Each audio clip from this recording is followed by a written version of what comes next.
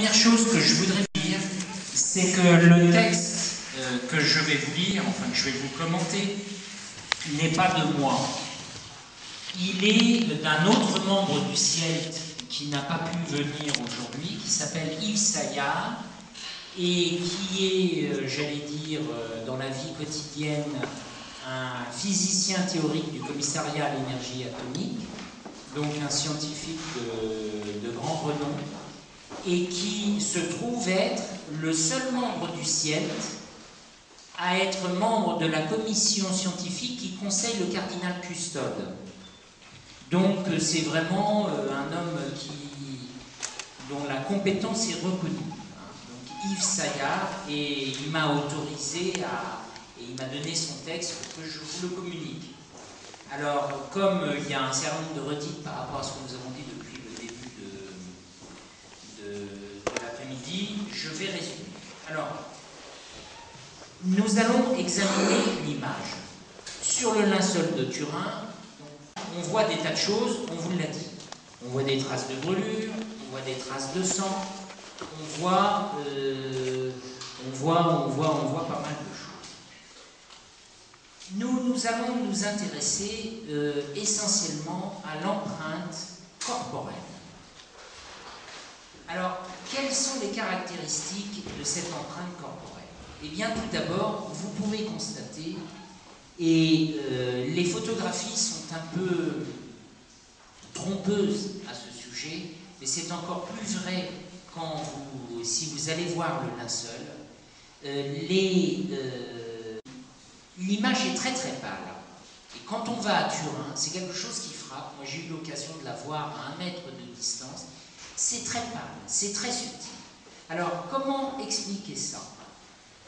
Alors, si vous pouvez passer pour illustrer ça, non pas la suivante, mais celle d'après. Voilà. Là, vous voyez un personnage qui est le cardinal Poletto. Et ben, vous le voyez en noir, donc vous le voyez très bien, et vous voyez qu'à côté, l'image paraît presque uniforme. Et à certains moments, lorsqu'il y a eu, vous savez, l'incendie de 87 de la basilique de Turin, de 97, pardon, le cardinal a examiné le Saint-Suaire pour le reconnaître, et il a dit l'image a disparu. Et parce que tellement elle est pâle. Et en fait, elle n'avait pas disparu, c'est simplement qu'il avait un éclairage unidirectionnel et il n'arrivait pas à la voir. Donc, alors, examinons de plus près cette image.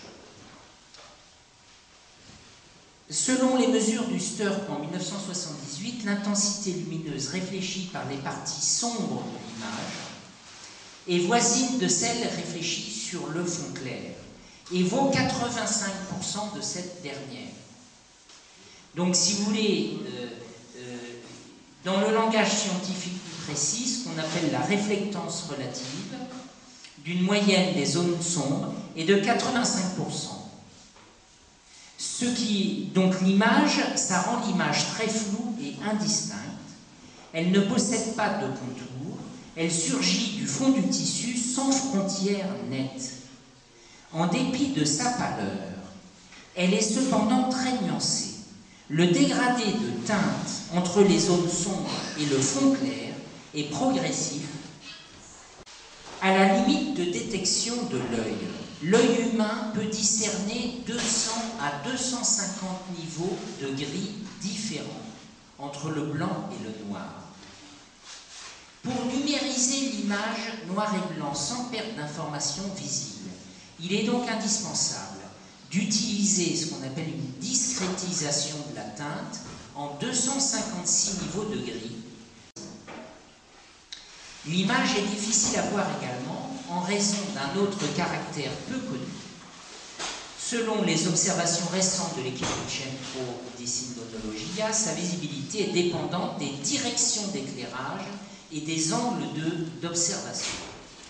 Par exemple, elle est presque invisible s'il n'y a qu'une seule source de lumière placée perpendiculairement au linceul. Mais dans de bonnes conditions d'éclairage, on peut l'observer sans difficulté, même à très faible distance. Ces propriétés constatables par simple observation suggèrent déjà fortement que l'image est non peinte. Et elle rappelle l'image d'Édesse non faite de main-d'œuvre. Parce qu'une image peinte était évidemment beaucoup plus grossière. Il est très difficile d'avoir manuellement de telles nuances.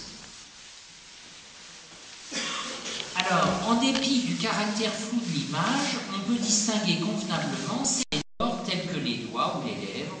On ne voit cependant pas de détails de dimension inférieure à 0,5 cm. On dit alors que la résolution de l'image est de l'ordre de 0,5 cm.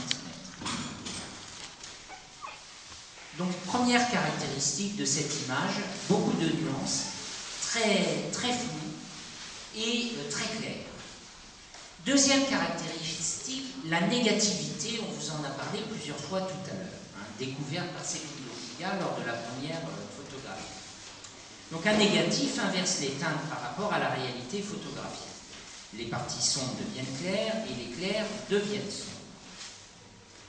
Il est certain qu'avant l'invention de la photographie, personne n'avait représenté un personnage sous la forme d'un négatif en inversant les teintes.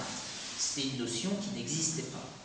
Il n'existe aucune représentation artistique possédant cette propriété. Les professeurs d'histoire de l'art le savaient. Donc le Saint-Suaire est le premier négatif de l'histoire. L'image négative est difficilement intelligible. On comprend du premier coup d'œil qu'elle représente un homme grandeur nature, donc l'image négative, c'est-à-dire celle qu'on voit sur le linceul. On voit bien que ça représente un homme, mais on a du mal à voir ce qu'elle représente. Et elle est beaucoup plus lisible lorsqu'on a sorti le négatif, c'est le travail de Secundo Pilla, parce qu'alors elle devient ce qu'on appelle en langage technique une image d'albédo, c'est-à-dire une image positive, telle que celle que l'on peut voir. L'image d'albédo d'un objet, tout simplement ce que l'on voit de cet objet lorsqu'il est éclairé par des sources lumineuses extérieures. Sa photographie est une image d'albédo. L'image négative du Saint-Suaire s'interprète tout naturellement comme une image d'albédo. Alors, je passe sur tous les aspects qu'a développé M. Labbé pour dire la justesse anatomique et tout ça, on en a parlé. La tridimensionnalité. Revenons un petit peu sur cet aspect de tridimensionnalité. On observe sur la silhouette faciale l'intensité de la teinte d'un point de l'image semble dépendre de la distance verticale entre le point du corps correspondant et le point horizontal sur lequel le corps est supposé étendu. Donc vous voyez qu'il y a ici une proportion entre l'arête du nez qui est plus sombre que les yeux, parce que les yeux sont plus loin d'un plan fictif théorique. C'est ça qu'on appelle la tridimensionnalité. Donc la tridimensionnalité, ça veut dire que l'image contient l'information du volume du corps. Et ça, c'est quelque chose qui n'a absolument rien d'évident. C'est quelque chose qui n'existe jamais dans une peinture. Et en plus de cela, j'y reviendrai, mais il y a des questions de lumière incidente. Là, il y a l'information de la tridimensionnalité sans lumière latérale. Alors, plusieurs chercheurs ont essayé de modéliser cette tridimensionnalité. Elle avait déjà été pressentie par Vignon en 1902. Elle a ensuite été examinée par Gastineau en 1974. Et Gastineau avait mis au point un procédé mécanique pour reproduire une image, alors je n'ai pas la photo sur cette présentation, mais une image de l'homme du Suaire tridimensionnel. Il arrive à un résultat qui est relativement de qualité. En 1978, on a examiné la tridimensionnalité avec un appareil mis au point par la NASA et qui était destiné à analyser les photographies de la Lune, en fait, et des planètes. Donc c'est un qui analysait les parties sombres des photographies et qui essayait de rendre le volume en fonction de la proportion. On a passé l'image du linceul dans cet appareil et voilà ce que ça a donné. Donc c'est pas une image parfaite, mais ça prouve bien qu'il y a l'information de la tridimensionnalité sur le linceul. Alors on peut retraiter cette image, parce qu'évidemment cette première image comprend tous les défauts du tissu, donc à partir d'une photographie, donc elle comprend toutes les parties sombres, les impuretés, les poussières et tout ça. On les retraite, c'est ce qu'a fait Ballossino, et on arrive à un visage qui serait, vous voyez, plus proche du visage du Christ original. Voilà cette information de tridimensionnalité, mais qui est évidemment tout à fait exceptionnelle. Venons-en maintenant à l'analyse microscopique de l'image. Alors, donnons d'abord quelques détails techniques sur le tissu de lin qui supporte l'image.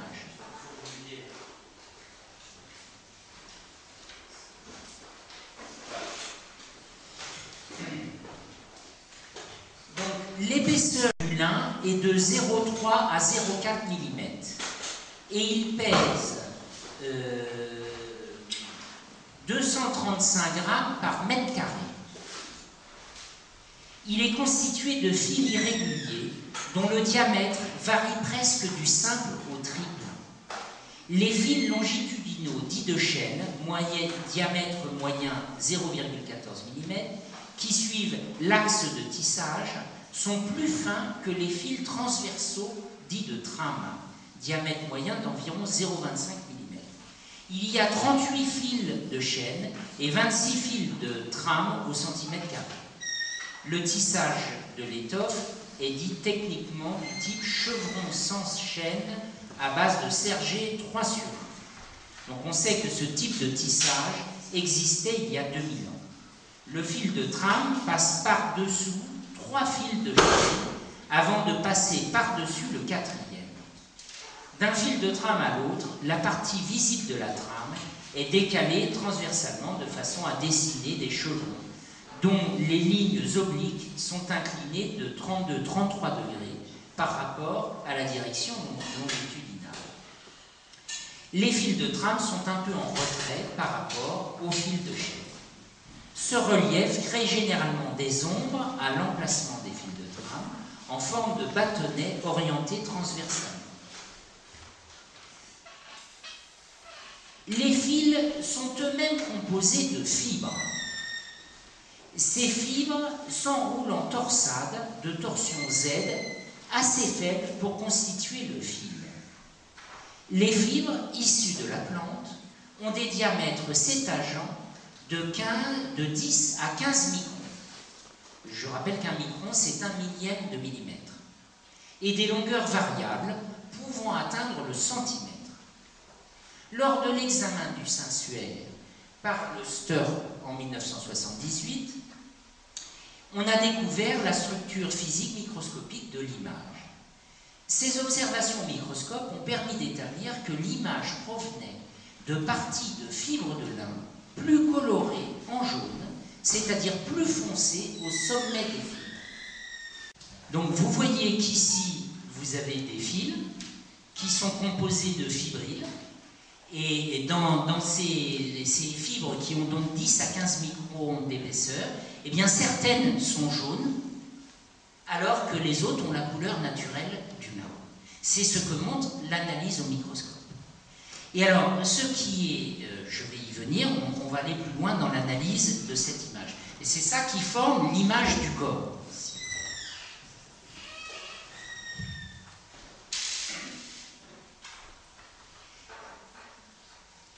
Alors, l'observation au microscope ont permis d'établir que l'image provenait des parties de fibres de lin plus colorées en jaune, c'est-à-dire plus foncées, situées au sommet des fils, donc sur la surface du haut des fils, et que son intensité dépendait du nombre moyen de ces fibres colorées. Donc là, il faut bien que vous compreniez que lorsqu'on est sur une partie plus sombre de l'image, c'est qu'il y a plus de fibres jaunes. C'est pas que les fibres sont plus jaunes, c'est qu'il y a un plus grand nombre de fibres jaunes. Aujourd'hui, on est assez familier de ce phénomène, puisqu'on a tous des appareils photo numériques, on prend des photos, donc on sait ce que c'est que la numérisation, on sait ce que c'est qu'une digitalisation. Eh bien, quelque part, c'est une numérisation. Cette image est quelque part numérique. C'est-à-dire que dans la photographie, ce qu'on appelle la résolution d'une image, qu'est-ce que c'est? C'est le nombre de points colorés ou noirs par rapport à une surface. Eh bien, l'image du linceul, c'est le nombre de fibres jaunies par rapport à la surface. Donc c'est très important de bien comprendre ça. Alors, c'est comme un scan, voilà. La microphotographie d'une zone d'image sur laquelle on peut voir ces fibres plus foncées et passe parmi les fibres de couleur naturelle est assez faible. La longueur de coloration d'une fibre est variable. Elle peut être inférieure à environ 0,5 mm. Les fibres colorées semblent parfois groupées en paquets et se répartissent apparemment au hasard sur les fils de chaîne, comme sur les fils de tram. Les variations d'intensité constitutives de l'image ne proviennent pas d'une différence de coloration, la coloration restant à 10% près toujours uniforme. C'est considérable ça. Mais du nombre de fibres colorées par unité de surface, c'est ce que je viens de dire. L'image du sensuaire est donc d'une nature statistique numérique. D'autres précisions importantes doivent être rajoutées. La coloration d'une fibre cesse quand elle passe sous un fil. Une fibre n'est généralement pas colorée sur toute sa longueur. Les fibres colorées restent situées au-dessus des fibres. Il n'y a pas plus de 3 ou 4 fibres colorées superposées. C'est donc très superficiel. Parce que si vous avez, un fil qui est de 0,3 mm d'épaisseur, donc et que les fibrines font 10 microns, si vous n'en avez que 4 d'épaisseur, c'est vraiment l'épaisseur du fil. Vous voyez, c'est juste le haut. Alors, l'image est donc très superficielle et ne s'étend pas à plus d'environ 40 microns dans l'épaisseur du tissu. Avec un grossissement de 50 fois, on n'observe aucun enrobage par une substance étrangère autour des fibres colorées des fibres. Ça répond à la question de la peinture, je vais y revenir tout à l'heure. Il n'y a pas d'enrobage, il n'y a pas d'autre substance. Il n'y a pas de trace de cimentation, ni d'écoulement capillaire entre et sous les fils colorés. Il n'y a aucune évidence de particules étrangères, colorants, teintures ou pigments capables de teinter le tissu. Enfin, il a été clairement observé que la coloration d'une fibre cesse quand la fibre atteint une tache de sang. Donc, monsieur disait tout à l'heure que les taches de sang étaient précédentes à l'image. Nous le savons également puisque l'image telle que nous l'analysons n'existe pas à l'endroit où il y a des taches de sang. Il n'y a pas de fibres colorées sous les taches de sang. Cela pourrait suggérer que l'image s'est formée physiquement sur le tissu après le dépôt de ces taches. Il convient d'insister sur cette importante découverte. L'image n'est faite que de 2 teintes différentes. Elle est constituée par certaines parties des fibres identiquement colorées à la surface des fils, plus foncées que la couleur naturelle des fibres. Alors, avançons. Caractéristiques chimiques des fibres colorées. L'ensemble des tests microchimiques effectués en laboratoire sur les fibres prélevées en 1978 a permis au chimiste Alan Adler et au biophysicien John Heller de montrer que la couleur des fibres provenait non pas de pigments étrangers, mais de la présence de groupes fonctionnels carbonyles intégrés dans la structure des molécules de cellulose dont sont constituées les fibres. Il s'agirait d'un processus chimique d'oxydation-déshydratation dans la molécule de cellulose elle-même. Un tel processus d'oxydation et de déshydratation se produit naturellement au cours du vieillissement du lin. Pour prendre un exemple, on parle des vieux papiers jaunis. C'est un peu la même chose. Un papier jauni, il y a beaucoup de cellulose dans le papier, et il perd de l'eau, il s'oxyde avec le temps, et donc il jaunit. Sauf que là, nous avons cette image qui s'est produite sur un cadavre dont monsieur rappelait qu'il n'est pas putréfié. Donc comment expliquer ça? Et vous avez la seule manière qu'on ait trouvé aujourd'hui pour reproduire cette image, c'est ce qu'on appelle le phénomène des herbiers. C'est-à-dire que lorsque vous avez des vieux herbiers dans lesquels vous avez mis des herbes entre deux feuilles, puis que vous les laissez pendant des années, et puis vous retirez l'herbe, il y a une trace jaune de l'herbe sur le papier. Mais il faut des années pour faire ça. Ça ne peut pas se faire en 3 jours. Alors, les fibres, donc cette coloration, c'est un vieillissement accéléré, si vous voulez, de la cellulose du lin. Les fibres colorées sont plus fragiles que les fibres non colorées. Avec un grossissement de 1000 fois, aucun revêtement n'apparaît sur les fibres colorées, mais leur surface semble corrodée. Par ailleurs, une fibre colorée dépose une trace de couleur sur un ruban adhésif quand elle est tirée hors de celui-ci. La fibre apparaît alors sans couleur. Et ça, c'est intéressant également, parce que ça veut dire que l'image peut être retirée comme une coloration qu'on retire, mais elle fait partie de la fibre. Il semblerait donc que la couleur réside sur la surface des fibres.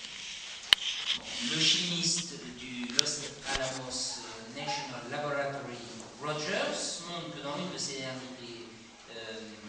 publications, une microphotographie de cette trace de couleur qui est restée déposée sur le ruban adhésif. Rogers a défendu par ailleurs une interprétation des colorations un peu différentes de la mienne. Bref. Alors, pourquoi l'image n'est-elle pas une peinture? Beaucoup de techniques différentes ont été utilisées par le Sturp en 1978 pour étudier le linceul, telles que la microscopie, la réflexion infrarouge ou ultraviolet, la thermographie infrarouge, la radiographie X, la fluorescence sous rayonnement X et ultraviolet, la spectroscopie Raman, la spectrométrie de masse et des tests microchimiques. Certaines de ces techniques sont classiques dans l'examen des œuvres d'art. Elles servent par exemple à analyser les couleurs des peintures et à identifier leurs pigments. Elles permettent d'aider à déterminer leurs auteurs et parfois à détecter des faux.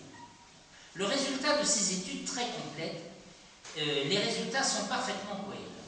Ils ont fait l'objet de plus de 30 articles publiés dans des revues scientifiques spécialisées. Nous en avons déjà cité quelques-uns. L'ensemble des études microscopiques, spectroscopiques et chimiques montrent aucune évidence de matières étrangères, pigments, colorants, teintures, poudres ou liants à base de protéines, amidon, cire, susceptibles d'être responsables de l'image ou d'avoir contribué à sa formation. Si donc il y avait eu un espèce de chimiste génial au Moyen-Âge qui avait trouvé une formule extraordinaire, il y aurait des restes, si vous voulez, du processus chimique. Il n'y a aucun reste, c'est un fait. On ne trouve rien. Ainsi, pour des raisons variées et indépendantes faisant appel aux meilleures techniques existantes, il est exclu que l'image soit le résultat d'un genre de peinture appliqué à la surface du tissu. Alors, il y a eu des photographies de fluorescence ultraviolet qui ont été faites par Miller et Pellicori.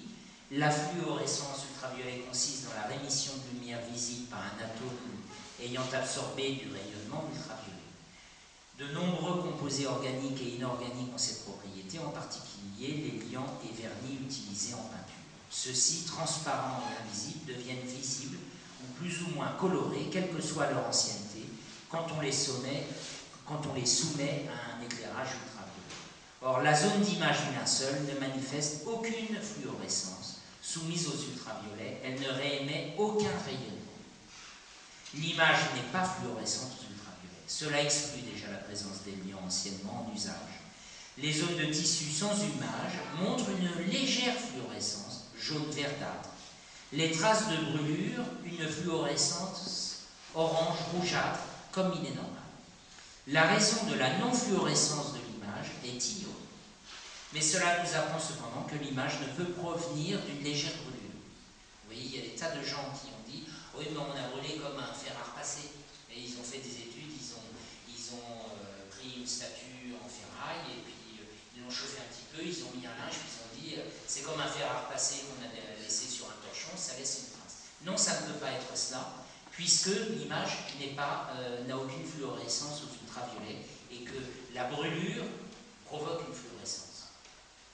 Alors, je vous passe sur les divagations de Walter McCrone,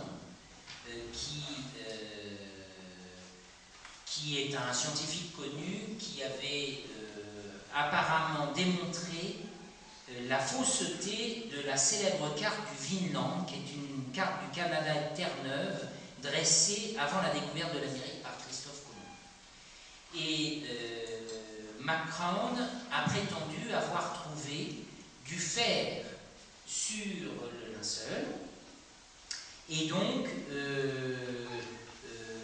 il dit vous vous trompez, il y a eu de la peinture sur le linceul. Alors, comment expliquer cette présence de fer? Les études complètes de Adler et Heller permettent de préciser pourquoi il y a un peu de fer. Effectivement, on trouve un petit peu de fer. Alors, il y a le fer qui est lié à la cellulose, proportion majoritaire, qui est distribué assez uniformément sur tout le linceul, et qui a pour origine les autres traitements du lin. Vous savez que le lin subit un traitement qu'on appelle le rouissage, et qui est destiné à le séparer de sa gomme. Et ces os laissent un peu de fer. Ensuite, il y a du fer qui provient des zones de sang, et qui s'explique facilement comme constituant de l'hémoglobine, tout simplement. Et puis ensuite, il y a eu du fer oxydé, principalement concentré sur les zones brûlées adjacentes aux taches de sang et dans les cernes. Donc, voilà, je vais abréger parce que nous sommes sur la fin de cette conférence. On vous a dit qu'il n'y avait pas d'image sur l'envers du linceul qui a été découvert en 2002, alors que les taches de sang ont traversé. Je voudrais résumer peut-être un peu les caractéristiques de cette image pour conclure. Donc, il y a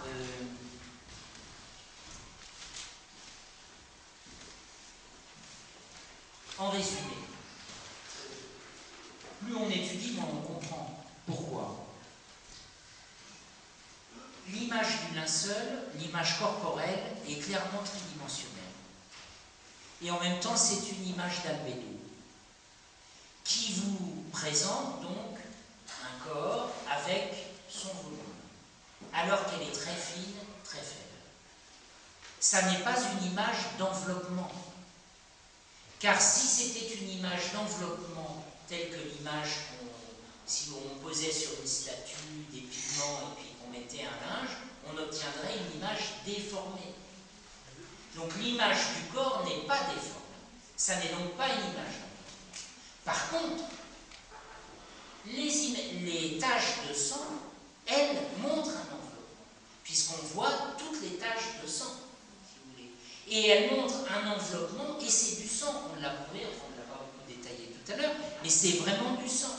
Et l'image du corps n'apparaît pas sous ces traces de sang. Donc c'est complètement inexplicable. Monsieur l'abbé vous le disait tout à l'heure, sur les taches de sang, on sait que c'est du sang, on sait qu'il y a une précision anatomique phénoménale.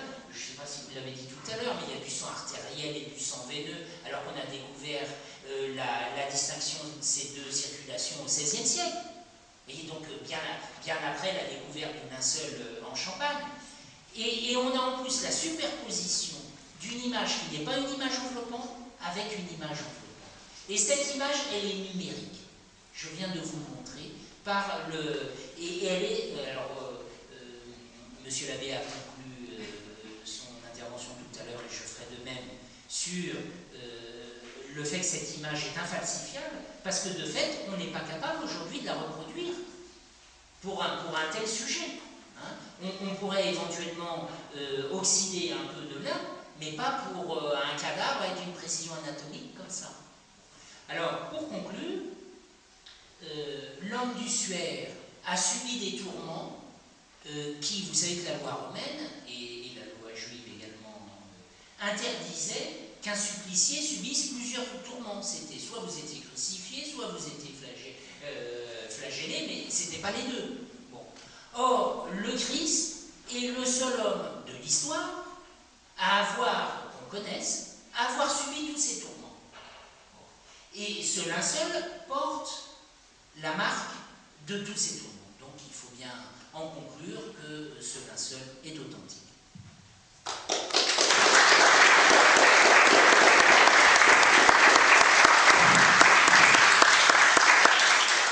Est-ce qu'il y aurait éventuellement des questions sur la conférence qui vient d'être faite? Oui, monsieur, très rapidement, avant que je me fasse taper sur les doigts.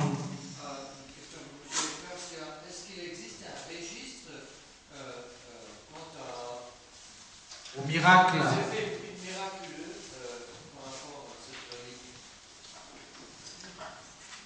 Là, vous me posez, Nicole,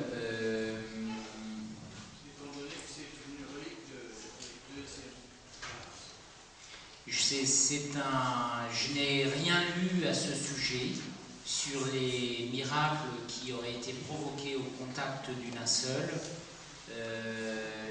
Il existe à Turin, si vous y allez, il y a un musée où il y a un petit peu un réservoir de toute la connaissance sur le linceul. Nous le visiterons durant le pèlerinage à l'Institut Mater Boni Concilii. Voilà. Ce musée qui est intéressant, mais je n'ai pas connaissance de ça. D'autres questions? C'était juste sur le relief, en fait. Si l'image est une sorte de code numérique en relief, pourquoi n'a-t-on pas un visage correct à présenter aux foules?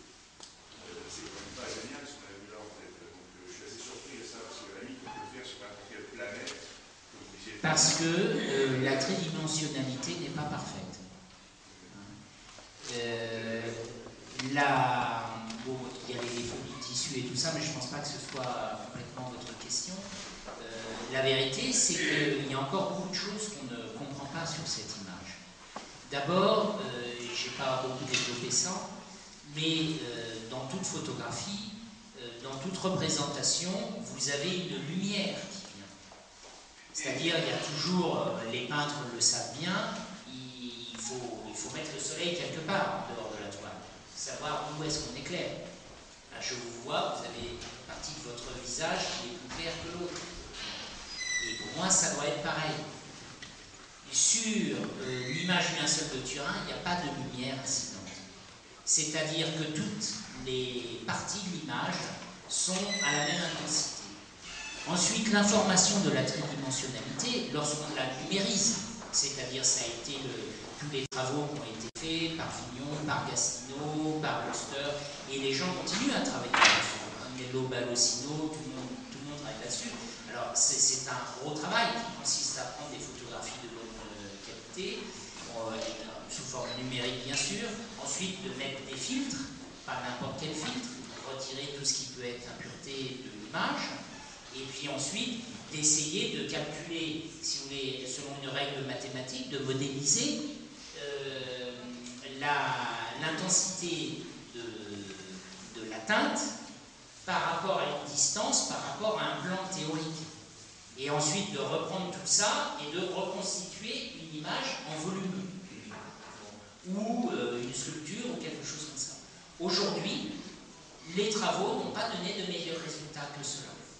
Je ne dis pas qu'on n'y arrivera pas, mais c'est un fait, hein, on est dans un domaine expérimental, on pense qu'on a. Mais par contre, il est évident que ce résultat, alors je ne l'ai pas montré parce qu'on n'avait pas le temps, mais on a fait les mêmes expériences sur des peintures, et le résultat n'a rien à voir. C'est un résultat qui est beaucoup moins visible que celui qu'on obtient par le linceul. D'autres questions?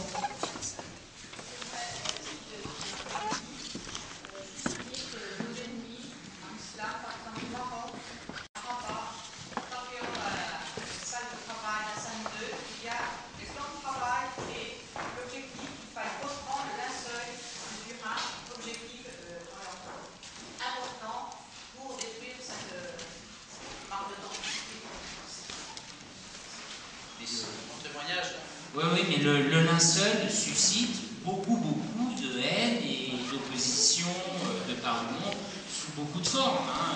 Vous avez aujourd'hui tous les ésotéristes de tout poil qui cherchent à le récupérer, à expliquer que c'est une image magique. C'était le début de la conférence. C'est une grande enjeu magique de la franc-maçonnerie déclarée. Je voudrais ajouter 3 points qui viendraient conclure un petit peu cet après-midi. Nous permettons de le faire puisque nous avons organisé l'après-midi et ces points nous tiennent à cœur. Je ne veux pas que nous évoquions tout ça sans reprocher sévèrement ce qui a été fait par celui qui était le custode du linceul de Turin, je veux dire, entre guillemets, le cardinal Balestrero. Et la façon dont il a accueilli les résultats, complices ou en bonne foi, peu m'importe, mais la façon dont il a accueilli publiquement les résultats du carbone 14, en auscultant tout ce qui avait été fait pendant de très nombreuses années, par de très nombreux scientifiques, c'était écœurant. Le cardinal Balestrero a eu des paroles tout à fait peu scientifiques et peu dignes d'un ecclésiastique. Jean-Paul II lui-même, pour le citer, a parlé de l'icône de souffrance. Et le cardinal Balestrero a dit, avec toujours une pointe d'esprit, qu'il avait toujours considéré cet objet comme une icône, non comme une relique. Et il plaisantait en disant « j'ai dû prophétiser ». En tout cas, ça n'a rien à voir avec une icône, c'est-à-dire qu'une simple image qui reproduirait quelque chose d'autre qui aurait une valeur artistique, spirituelle. Non, c'est une véritable relique. Il me semble que l'Église, auparavant, a bien montré par sa pratique qu'il s'agit d'une relique. Et les papes, à leur tour, sont venus vénérer cette relique. Ils ont montré par l'exemple ce qu'il fallait en penser. Vous savez ce que l'Institut Mater Boni Concili pense de ceux qui prétendent diriger l'Église depuis 1958. Et donc, évidemment, cette pratique, cette parole, cette légèreté face au reste du carbone 14 ne nous étonne pas du tout. Ce sont des esprits empreints de modernisme qui n'ont que peu de respect, non seulement pour un objet de science, mais puisqu'ils sont ecclésiastiques, pour un objet de foi. Ça, c'est le premier point. Nous sommes très... Je vais compléter. Le cardinal Balestrero a d'ailleurs reconnu que... Oui, c'est bien de dire, oui. Tardivement, 10 ans après, je crois en 97, il a reconnu que les expériences n'avaient pas respecté les protocoles scientifiques, les expériences au carbone 14, et donc qu'elles n'avaient pas de valeur scientifique. Le deuxième point que je voudrais rappeler avant que vous partiez, j'avais commencé aussi sur ce point au début de la conférence. La foi et la raison ne s'opposent pas, c'est très important. Et contrairement à ce qu'on pense l'homme de la rue aujourd'hui, beaucoup des fidèles aussi. Dans nos prédications, en tout cas votre serviteur le répète souvent. Le linceul de Turin est un puissant outil d'apologétique par lequel vous pouvez faire du bien à des âmes et les ramener vers la foi. La foi ne se prouve pas, mais la raison est là pour amener les âmes à comprendre qu'il est crédible, vraisemblable de croire. Voilà ce que peut être, et ce que doit être le linceul de Turin aussi pour vous.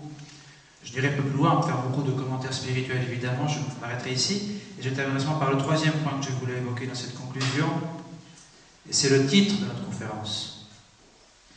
Le linceul de Turin est une relique pour notre temps. Vous avez eu avec cette dernière conférence de M. Eckart l'évidence, si vous voulez. Nous sommes comme des petits enfants qui apprenons à lire. Et un enfant qui apprend à lire, au début, il est incapable de lire une œuvre un peu difficile. Il va commencer par des choses toutes simples, avec des mots simples, avec des lettres qu'il va reconnaître parce que c'est les premières lettres qu'il a apprises. Et l'humanité, pendant près de 19 siècles, a été incapable de lire le Saint-Suaire. L'humanité qui grandit, sinon en sagesse, du moins en âge, eh bien l'humanité devient toujours plus capable de comprendre le Saint-Suaire. Et plus on le lit, plus on a envie de lire davantage, et plus on s'aperçoit qu'il y a encore à lire derrière. C'est ça qui est magnifique et fantastique dans le Saint-Suaire. Nous rentrons avec cette troisième conférence, certainement, dans la science du XXIe siècle, vous l'avez senti. Et j'ose dire, dans la science du XXIe et du XXIIIe siècle, si le monde dure jusque-là. Plus nous irons en avant, plus nous trouverons. Voilà, je termine sur ces paroles. Je vous invite à méditer tout cela pendant le temps de la Passion. Je ne vais pas m'empêcher de faire un petit commentaire spirituel quand même. Ce soir commence le temps de la Passion dans l'Église catholique romaine. Et donc méditez bien pendant ces 15 jours qui viennent en pensant au Saint-Suaire. À tous, je fête une sainte fête de Pâques par avance. Je vous invite encore une fois, si vous avez trouvé utile, des questions, oui, peut-être. Si vous avez trouvé utile cette conférence, je demande votre générosité, surtout je demande votre soutien pour les prêtres de l'Institut Mater Boni Concilii. Et je vous invite à prier pour les prêtres, spécialement prier pour l'Église pendant le temps de la Passion.